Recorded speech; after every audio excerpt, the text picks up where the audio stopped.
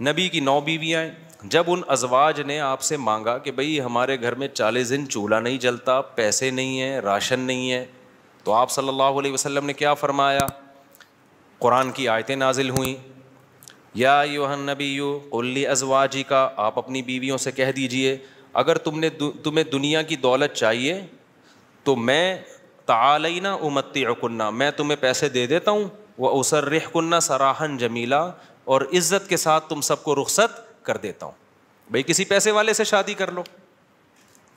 کیوں اللہ نے ہمارے نبی کے لیے غربت کو سلیکٹ کیا تھا؟ حالانکہ آپ مالدار بننا چاہتے بن سکتے تھے, لیکن نبی آخری نبی ہے نا, تو اس میں کیا حکمتیں ہیں وہ میں بھی نہیں چھیڑوں گا.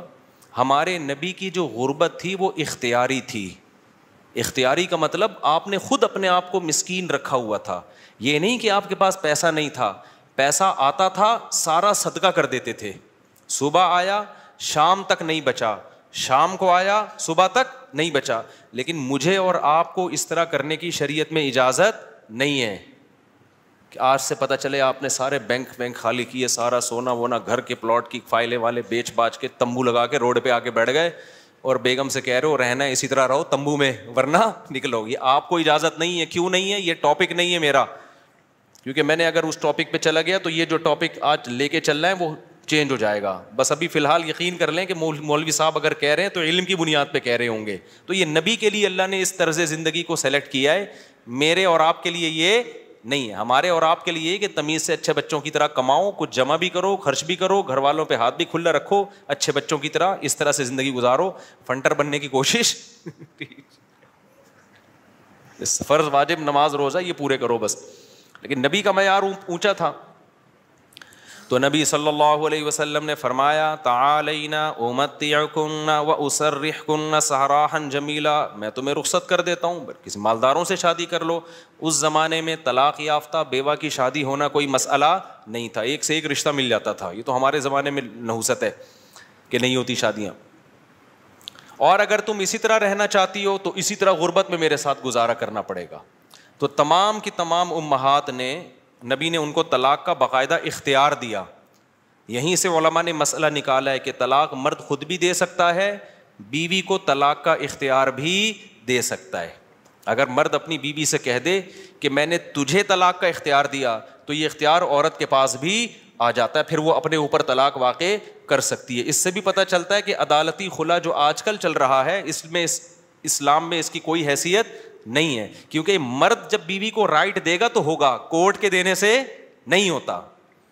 جج صرف اپنی بیوی کو طلاق دے سکتا ہے, دوسروں کی بیویوں کو جج طلاق نہیں دے سکتا. یہ بار بار بیان کرتا رہا ہوں میں, کیونکہ دنیا کا نظام چینج ہو رہا ہے, ہر جگہ ایسا ہی ہو رہا ہے, یہ جو آج کل سسٹم چینج ہو گیا نا.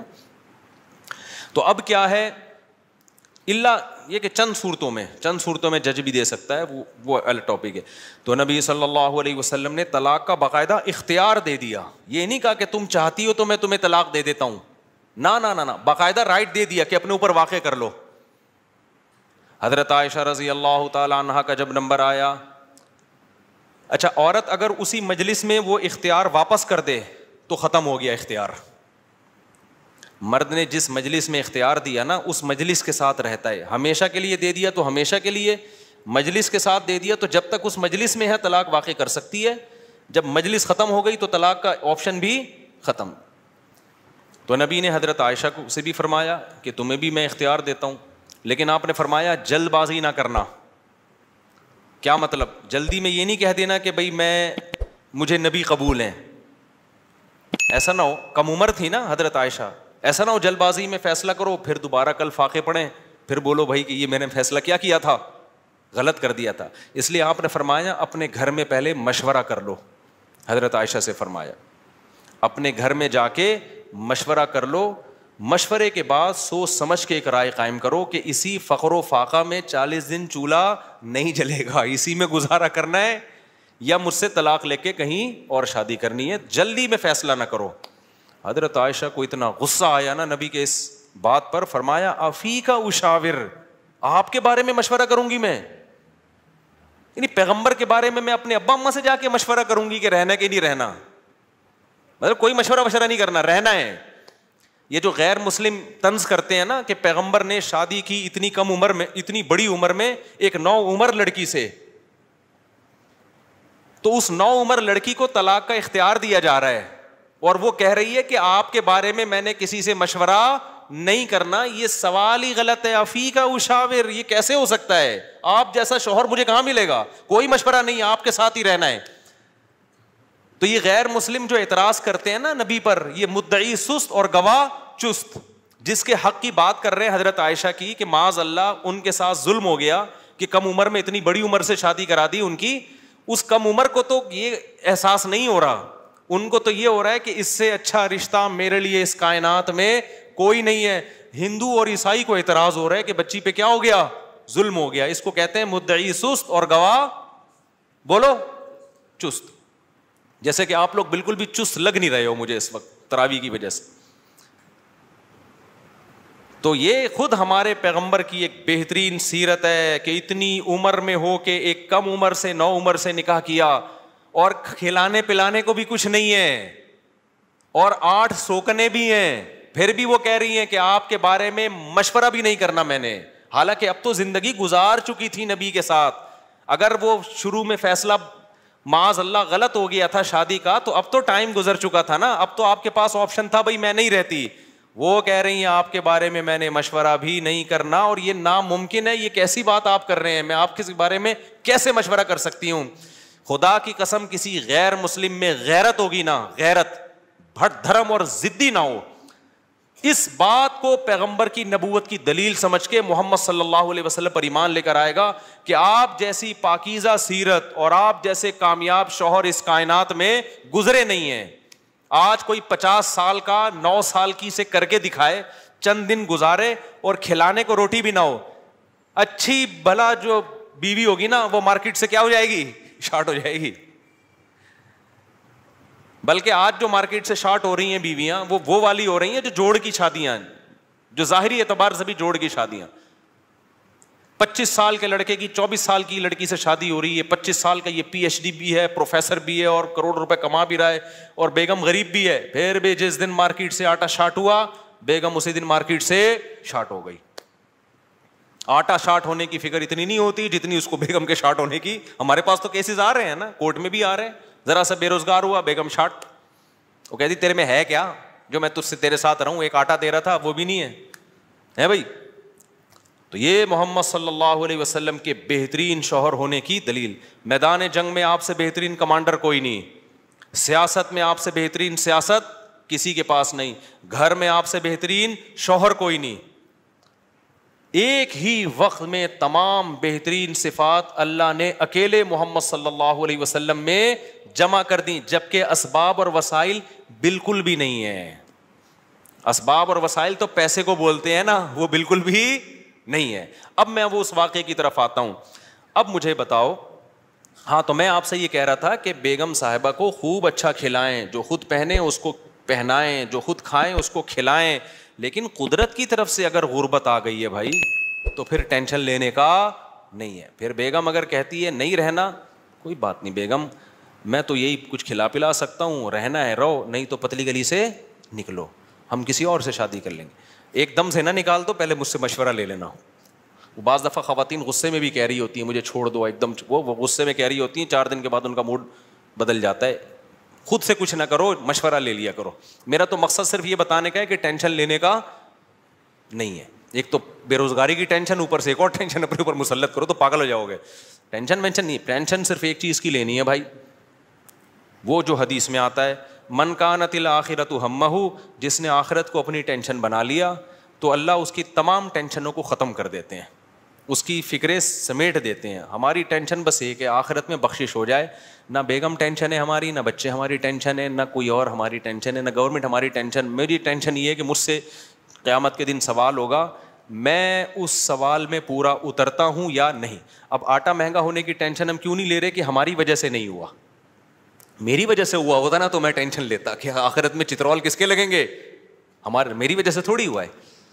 اب اگر ہمارے پاس مسائل ہیں تو مہنگا آٹا خریدیں گے، وسائل نہیں ہیں تو بیگم کو بولیں گے پاپے چائے میں ڈبو کے، پاپے بھی آٹے کے بنتے ہیں.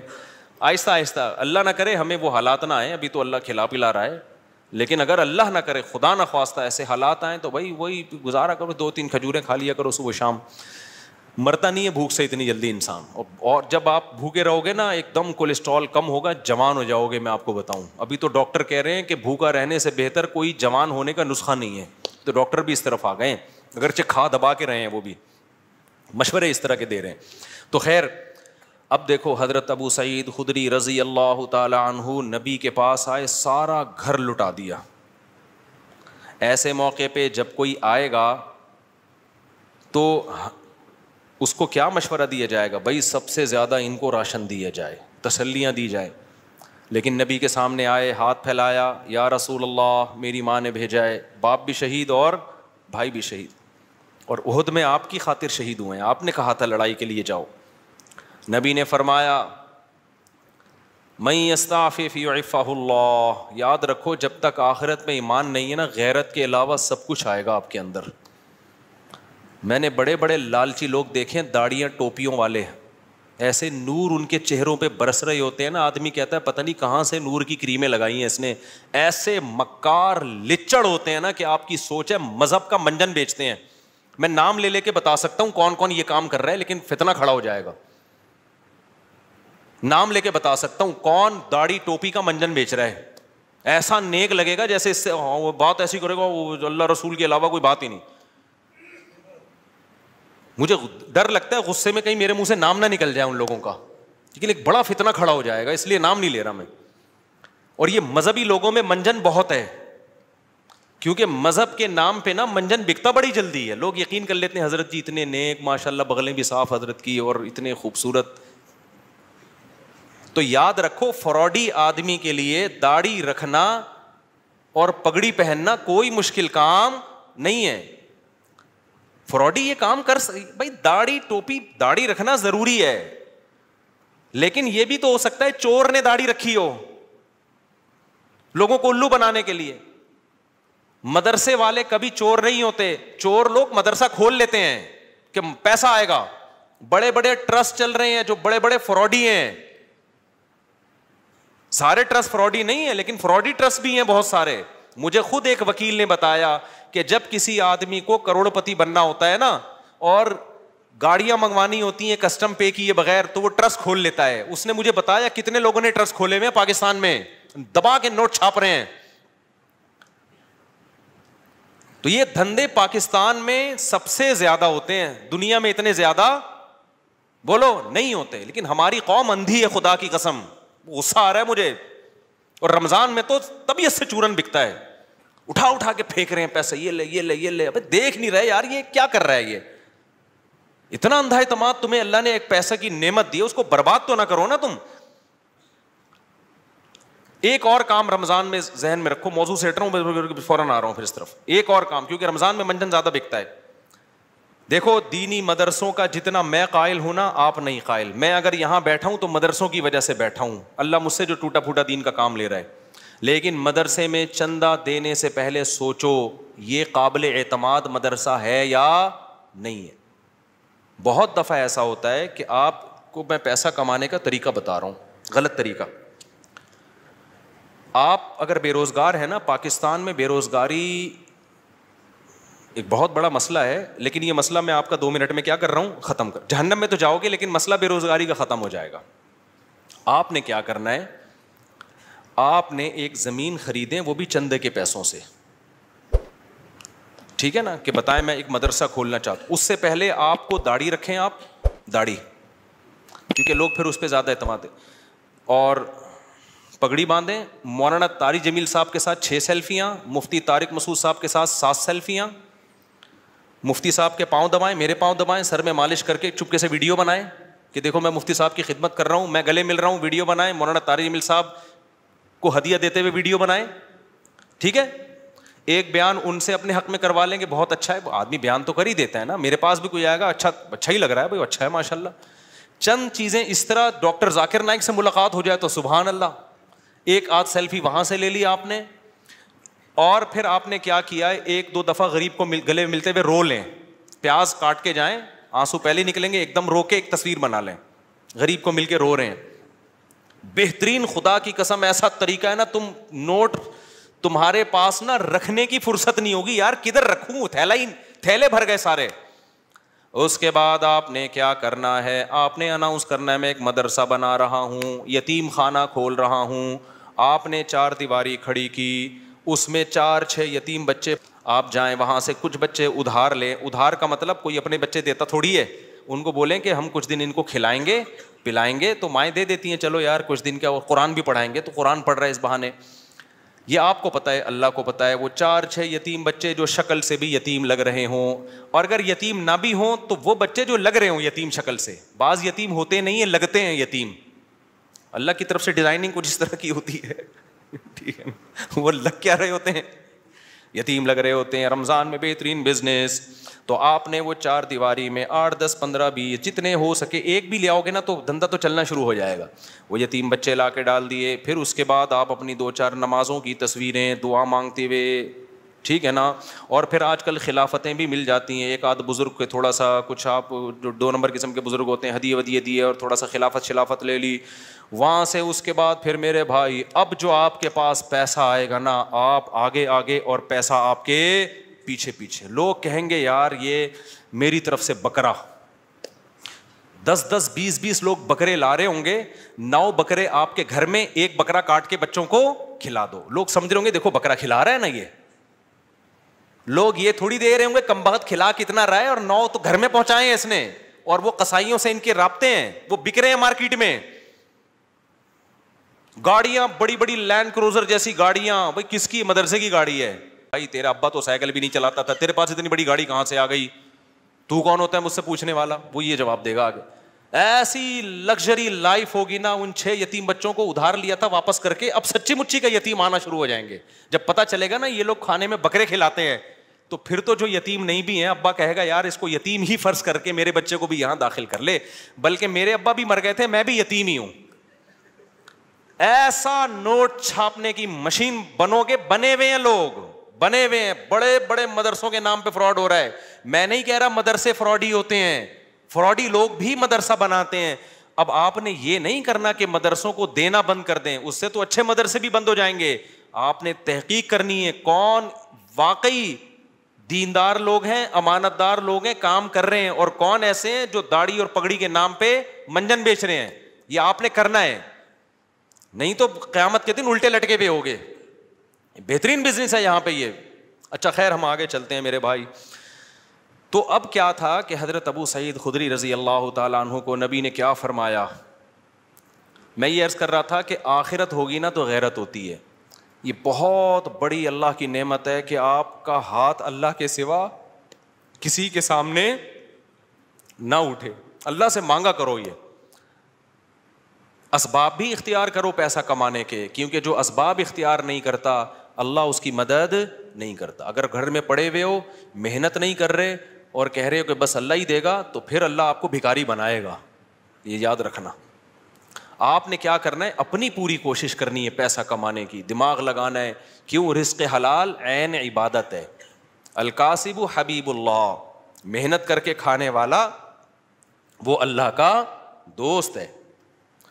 تو اب کیا ہے, ہمارے نبی نے حضرت ابو سعید خدری سے فرمایا کہ من یستعفف یعفہ اللہ. کیا مطلب؟ جو اپنے آپ کو رسوا ہونے سے بچانا چاہتا ہے, عفت کا مطلب رسوا ہونے سے بچانا, دامن داغدار نہ ہو, ذلیل ہونے سے بچانا چاہتا ہے. اس سے پتہ چلا مانگنا کیا ہے, بول لو نا, ذلت ہے. ہاتھ پھیلانا کیا ہے, ذلت. تو جو چاہتا ہے کہ میں ذلیل نہ ہوں, ہمیں تو پتہ ہی نہیں کہ یہ ذلت ہے. ہم تو سمجھتے ہیں میں اتنا چونا لگاتا ہوں بندے سے 2 منٹ میں اتنے پیسے نکلوا لیتا ہوں, یہ میرا کمال ہے. ایک چور کو پکڑا نا, کورٹ میں لے کر گئے, عدالت نے کہا یار تم نے اتنی خوبصورتی سے چوری کی, کسی کو پتہ ہی نہیں چلا. چور کہتا ہے شکریہ سر, آپ نے میری اتنی تعریف کی, اتنا زبردست چور ہوں میں. جج نے کہا کم بخت میں تیری تعریف نہیں کر رہا, تیری برائی کر رہا ہوں.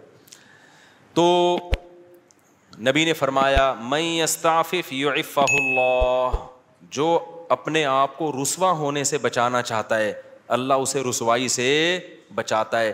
اب سوال پیدا ہوتا ہے کہ رسوائی سے تو بچ جائیں گے, لیکن ٹینشن تو ہے نا, فاقے تو پڑ رہے ہیں, مصیبت تو ہے. اگلا جملہ نبی نے فرمایا وَمَن يَتَصَبَّرْ, جو اللہ سے صبر مانگتا ہے, يُصَبِّرُهُ اللَّهُ, اللہ اسے صابر بھی بنا دیتا ہے. اس ٹینشن میں اللہ سے مانگو صبر, تو اللہ کیا کرے گا؟ صبر دے دے گا. جیسے موسیٰ علیہ السلام کی ماں نے جب حضرت موسیٰ کو صندوق میں رکھا نا بچے کو, تو فرعون نے پکڑ لیا اس بچے کو. اب قرآن کہہ رہا ہے موسیٰ کی ماں دل برداشتہ ہو گئی, میرا بچہ کس کی گود میں چلا گیا ہے؟ فرعون کی. ماں تو ایک دم ہو جائے گی نا. اگر جا کے بتا دیتی کہ میرا بچہ ہے, فرعون نے فوراً قتل کر دینا تھا اس کو. لیکن عورت جذباتی ہوتی ہے, وہ انجام نہیں دیکھتی, وہ جذبات سے مغلوب ہوتی ہے. لیکن قرآن کہتا ہے وَرَبَطْنَا عَلَىٰ قَلْبِهَا, ہم نے موسیٰ کی ماں کے دل کو باندھ دیا. کیا بلاغت ہے قرآن کی. موسیٰ کی ماں کے دل کو کیا کر دیا؟ رسیوں سے باندھ دیا, جیسے ہلے نہیں اپنی جگہ سے, دل برداشتہ نہ ہو. یہ قرآن کی بلاغت ہے, یعنی صبر کی توفیق دی. اس صبر کی توفیق کو بیان کرنے کے لیے قرآن کیا کہتا ہے؟ موسیٰ کی ماں کو کے دل کو ہم نے رسی سے کیا کر دیا؟ ایسے کس کے باندھ دیا, ہلے نہیں بھائی. جیسے کسی بندہ ہل رہا ہو نا, آپ اسے رسی سے کس کے بالکل بند کر دو, اب وہ گیا, یعنی وہ ہلنا بھی چاہے تو نہیں ہلے. تو اس سے پتہ چلتا ہے کہ بعض دفعہ انسان بے صبرہ ہو رہا ہوتا ہے, لیکن اللہ کی طرف سے اس کو ایسی توفیق ملتی ہے کہ اللہ اس کے دل کو رسیوں سے باندھ دیتے ہیں. ہلنا نہیں, چپ کر کے تمیز سے بیٹھا رہے, مجھ پر اعتماد اور توکل کر. اسی لیے قرآن میں نبی کو اللہ نے فرمایا وما صبرک الا باللہ, اے نبی آپ صبر کریں, لیکن آپ کا صبر اللہ کی توفیق کے بغیر نہیں ہوگا. یہ صبر بھی آپ نے اللہ سے مانگنا ہے. تو نبی نے فرمایا جو صبر کرنا چاہتا ہے اللہ اس کو صبر کی توفیق دیتا ہے. آج ڈپریشن اس لیے بڑھ رہی ہے کہ صبر کرنا چاہتے ہی نہیں ہے. جو ٹینشن آئی, جو مصیبت آئی, بس نکال دو فوراً جا کے. جو پہلے آ گیا نا وہ پٹتا ہے. آپ جب غصے میں بیٹھے ہو تو جو شروع میں آ گیا نا وہ اس کا کیا ہو گیا؟ بیڑا غرق ہو گیا. اس کے بعد حدیث دیکھو, حضرت ابو سعید خدری واپس چلے گئے. کیوں؟ نہ ماں نے کوئی اعتراض کیا, نہ 10 سال کے بچے نے کوئی اعتراض کیا. کیوں؟ لیڈر کو دیکھ رہے تھے کہ لیڈر ہم سے زیادہ قربانی دے رہے, اور آپ کی صداقت پہ یقین تھا. حدیث میں آتا ہے کہ حضرت ابو سعید خدری نے زندگی بھر کسی سے نہیں مانگا, یہاں تک کہ اپنا کوڑا بھی گرتا تھا نا اونٹ سے تو نیچے اتر کے اٹھاتے تھے, وہ کوڑا بھی نہیں مانگتے تھے کسی سے. حالانکہ یہ تو ٹھیک ہے کوئی کوڑا دے دو مجھے میرا کوڑا, لیکن نہ بس نہیں تو مطلب نہیں, اب سب کچھ خود کرنا ہے, اب نہیں مانگنا کسی سے کوڑا. وجہ کیا ہے؟ لیڈر کی طرف سے موٹیویشن مل رہی ہے, کیونکہ پتا ہے لیڈر یہ بات بتانے کے پیسے بولو نا نہیں لے رہا, اور دیکھ رہے ہیں کہ ہمارے گھر میں فاقہ ہے تو لیڈر کے گھر میں اس سے زیادہ فاقہ ہے, اس سے زیادہ فاقہ ہے. تو اس لیے آپ اگر گھر میں سربراہ ہے نا, بچوں کو انسان کا بچہ بنانا چاہتے ہیں تو پہلے خود انسان کا بچہ بننا پڑے گا. یہ میں اصل میں ایکچولی میں یہ کہنا چاہ رہا تھا, جس کے لیے پورا میں نے واقعہ سنا ہے. اصل آپ کون سا میدان جنگ میں جا رہے ہو, جہاد میں جا رہے ہو, ماں باپ اور بھائیوں کو کٹوا رہے ہو آپ. تو ایکچولی جو میں بات عرض کرنا چاہ رہا تھا کہ اگر آپ چاہتے ہو کہ آپ کی بیوی انسان کی بچی بن کے رہے تو آپ کو پہلے انسان کا بچہ بننا پڑے گا. آپ چاہتے ہو کہ میرے گھر میں اخلاق کا ماحول ہو, تمیز سے بات کیا کریں, تو پہلے آپ کو تمیز سے بات کرنی پڑے گی. آپ بیگم سے کہہ رہے ہو تمیز سے بات کرو, اس کا مطلب آپ خود ہی تمیز سے بات نہیں کر رہے. وہ تو آپ کا ایٹیٹیوڈ دیکھ رہی ہے نا. باپ گھر میں آ رہا ہے چنگیز خان بن کے چیخ رہا ہے یہ کیا ہو رہا ہے, پھر وہ کہہ رہے سب آرام سے بات کریں, تو کہیں گے نا ابا آپ تو آرام سے کر نہیں رہے. ایک صاحب کو غصے پہ بہت غصہ آتا تھا. ایک صاحب ہمارے جاننے والے تھے, جب کوئی غصہ کرتا ان کو بہت غصہ آتا ہے, غصہ کیوں کر رہا ہے, اسی بات پہ ان کو غصہ آتا تھا. ہم کہتے تھے اس کو جتنا غصہ آ رہا ہے نا کسی بات پہ, اور آپ کو اس غصے پہ اس سے زیادہ غصہ آ رہا ہے, تو اس کو غصہ کیسے ٹھیک ہوگا. اب آپ کسی کو یہ سمجھا رہے ہو کہ غصہ مت کرو, تو یہ بات آپ کو آرام سے کہنے پڑے گی, غصے سے نہیں. کیونکہ اگر آپ نے غصے سے کہہ دی اس کا مطلب وہ جو کام وہ کر رہے ہیں آپ بھی وہی کر رہے ہو. تو مارکیٹ میں جو چل رہا ہے نا وہ بتا رہا ہوں میں آپ کو. تو اس لیے میرے بھائی, جب بھی کوئی بات ہم نے اپنے بڑوں کو دیکھا ہے کہ ہمیں اگر سخاوت کی ترغیب دی نا انہوں نے کہ خرچ کیا کرو، تو میں نے اپنے بڑوں کو دیکھا انہوں نے ہم سے 20 گنا زیادہ خرچ کیا. 20 گنا تو وہ ہے جو ہمیں نظر آ رہا ہے، جو نظر نہیں آ رہا وہ پتہ نہیں کتنا ہوگا. ہم نے دیکھا کہ انہوں نے ہمیں کہا کہ عبادت کیا کرو، تو ہم نے دیکھا کہ وہ ہم سے کئی گنا زیادہ عبادت کر رہے ہیں. انہوں نے دیکھا اللہ پہ اعتماد اور توکل کیا کرو، انہیں ہمیں کہا تو ہم نے دیکھا کہ وہ ہم سے زیادہ اللہ پہ اعتماد اور توکل کر رہے ہیں. انہوں نے بولا کہ ہم نے مدرسے میں کوئی انتظام کرنا ہے، چندہ جمع کرو، تو خود اپنی جیب سے سب سے زیادہ چندہ دیا. نہیں آ رہی بات، چھوڑو رہنے دو ایسے ہی ٹھیک ہے. تو گھر میں بچوں کو عمل دکھایا کرو. آپ اگر اپنے بیٹوں کو سمجھاتے ہو کہ بہنوں کے ساتھ اچھا سلوک کرو، یہ اس زمانے کی بات ہے جب گھر میں بچے بچیاں ہوا کرتے تھے، اب تو ایک آدھ ہوتا ہے تو وہ سارا سیٹ اپ ہی برباد ہو. پہلے یہ ہوتا تھا 7-8 بہن بھائی ہیں تو ماں باپ بھائیوں کو حکم دیتے تھے بھائی بیٹوں کو بھی بیٹیوں کا بھی خیال کرنا. اب تو ٹیاں ہے ہی نہیں، ٹی رہ گئی ہے، بیٹیاں نہیں ہوتی. ایک آدھ بیٹی ہوتی وہ خود ہی اپنا خیال رکھ لے گی، اس کے لیے آپ کو نہ وصیتیں کرنے کی ضرورت نہ تکلف کی. یہ ان لوگوں کی بات کر رہا ہوں جن کے ہاں بچے ہوتے ہیں، خاندان ہوتے ہیں، چاچے مامے خاندان گھر آباد ہوتے ہیں، تو ان کے لیے خصوصی پیکیج ابھی میں پیش کر رہا ہوں کہ جب وہ اپنے بیٹوں کو سمجھائیں کہ اپنی بیٹیوں کا خیال کرنا، تو کیا مطلب بھائیوں کو سمجھا رہے ہیں بہنوں کا، تو پھر آپ نے ان کے سامنے اپنی بہنوں کا خیال کر کے دکھانا ہے. اپنی بہنوں کو دعوت دو، ان کو ہدیے دو، ان کو پیسے دو. بچوں کو پتا چلے ہمارا ابا اپنی بہنوں کا اتنا خیال کرتا تھا تو ہمیں بھی ابا کے جانے کے بعد اپنی بہنوں کا خیال کرنا ہے. ان کو پتا ہے ابا کے پاس نصیحتوں کے علاوہ کچھ بھی نہیں ہے، ٹھیک ہے. پوری تقریر ابا کی 1 گھنٹے کی ہوتی ہے، لیکن ابا کی جب بہنیں آتی ہیں تو ابا 5 روپے بھی خرچ کرنے کے لیے تیار نہیں ہے. بچوں کو آپ نے کہا کہ دیکھو بیٹا، تمہارے بھائیوں میں کوئی غریب ہو جائے، بھائیوں میں پہلے ہوتے تھے، اب بھائی نہیں، ایک آدھ بچہ ہی بس، سارا برباد ہوگا. مجھے تو اتنا غصہ آتا ہے نا، پکڑ کے چترول لگانا شروع کر دوں کہ تم لوگوں نے فیملی پلاننگ والوں کی باتوں میں آ کے کیسا بیڑا غرق کباڑا کر دیا اپنے گھروں کا یار. سارا فیملی سسٹم تباہ کر دیا. اس کے لیے شادی کرنے کی ضرورت ہی نہیں تھی تم لوگوں کا یار. شادی تو ہوتی بچے پیدا کرنے کے لیے، ایسے ہی تھوڑے دن رہ گئے تھے زندگی گزار لیتے. ٹینشن، بیگم کی ٹینشن کی بھی کیا ضرورت ہے، اور اگر ٹینشن لے لیے تو ایک آدھ بچے سے زیادہ تو پھر اس کی ٹینشن ہوتی ہے. بچوں کی وجہ سے تو بیوی کو پال رہا ہوتا ہے آدمی. خیر اب یہ باتیں پھر خواتین ناراض ہوتی ہیں، ویسے بھی پالتا ہے، ایسا نہیں ہے صرف بچوں کی وجہ سے، تو بلکہ پالتا کہاں ہے، خود پلتی ہیں. تو میرے بھائی میں یہ عرض کر رہا تھا کہ آپ نے بیٹوں کو سمجھانا ہے کہ اگر تمہارے بھائیوں میں سے کوئی غریب ہو جائے تو جس بھائی کو اللہ پیسہ دے گا اس نے اپنے غریب بھائیوں کا خیال کرنا ہے. یہ تقریر جب سمجھ میں آئے گی جب بچے دیکھیں گے ہمارے ابا ہمارے چاچا اور تایا کا خیال رکھتے ہیں. نہیں آ رہی سمجھ. آپ کے بھائیوں میں کوئی غریب ہو جائے نا، ایسا نہ کرو کہ وہ آ کے آپ سے بھیک مانگے، یار اللہ کے نام پہ کچھ دے دے، تو گاڑیوں میں گھوم رہا ہے، کچھ ہمیں بھی دے دے. آپ نے پہلے سے ہی ان کو دینا شروع کر دینا ہے، ان کا حصہ ہے.